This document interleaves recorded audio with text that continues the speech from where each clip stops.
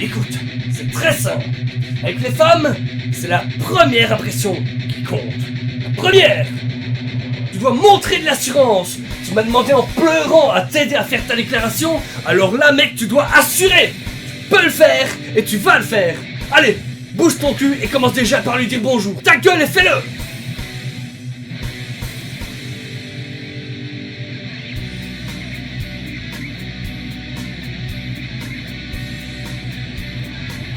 Allez, vas-y! Vas-y, bouge tes couilles! Vas-y, Laurent! 俺おっさんから何か教えてもらうんなら俺は海賊をやめるつまんねえ冒険なら俺は死ねえ Vas-y, Mao! Mais bouge tes couilles!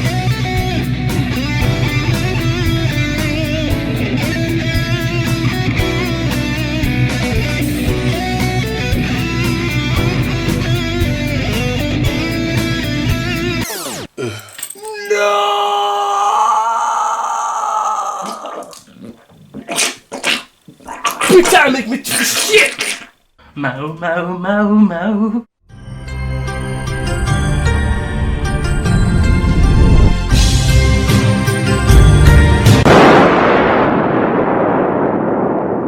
Bonjour à tous! Pour ce 12e épisode, je vais vous parler d'un manga d'amour. Ça va me faire chier, je le sens! Mais non, c'est bien d'un shonen qu'on va parler. Pas d'un shoujo! Et non, pas de ni. Non! Quand il y a de l'amour, il y a toujours des prises de tête! Oui, mais pas de ni. Ça va quand même me faire chier! Là, c'est toi qui fais chier! Et mon cul, il fait prout, allez, enchaîne!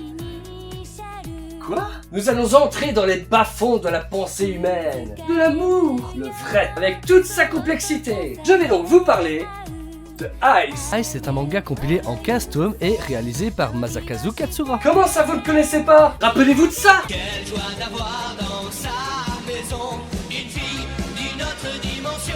Et de ça? Oui, c'est le même mangaka. Il insiste à le bouffon. Ice vous raconte l'histoire d'Ishitaka Seto, un jeune lycéen de 16 ans qui est secrètement amoureux depuis 1 an de sa camarade de classe Yori Yoshizuki. Canon la petite. Et il s'avère que notre héros a un léger problème. Voire un gros problème. C'est toujours mieux quand c'est gros, hein. Ishitaka a subi un traumatisme étant petit lors d'une déclaration et du coup, à chaque fois qu'il doit avoir une interaction avec Yori, il agit de manière complètement inverse à ses pensées. Donc, au lieu d'être sympa, il se montrera désagréable. Et ce, à chaque fois. Et comme dans toute histoire d'amour, il y a une meilleure amie.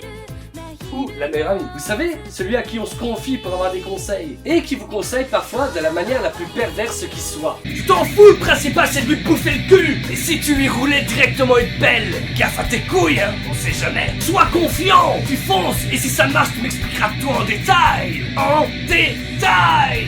Ce genre de conseils, quoi. Mais pas que. Ishitaka pourra compter sur les précieux conseils de Teratani, son meilleur ami pervers.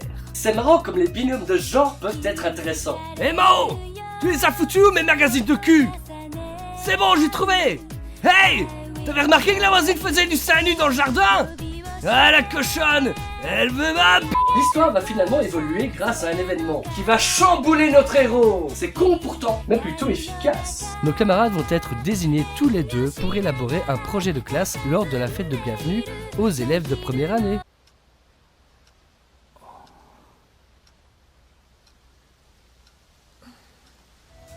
Bah oui, c'est pas évident. Pas pire que toi! Oh, ça va. Ce qui est intéressant dans le manga, c'est que nous avons accès à toutes les pensées du héros. Toutes ses pensées, même les cochonnes! Eh oui, c'est un mec après tout. Oh, mais les femmes le sont tout autant, n'est-ce pas? Vous saurez si Ishitaka va mal, s'il est heureux, la manière dont il réfléchira à chaque situation et à chaque événement, et vous aurez aussi accès à toutes ses hésitations. Car oui, notre héros se pose énormément de questions. Et vu son traumatisme, il va même hésiter à laisser tomber son rêve de sortir avec Yori pour se retrouver avec son amie d'enfance qui, elle, le connaît extrêmement bien. Ah, la facilité. Vas-y mon gars, tu peux toutes te les faire! Et ce n'est pas un enfoiré, ça viendra!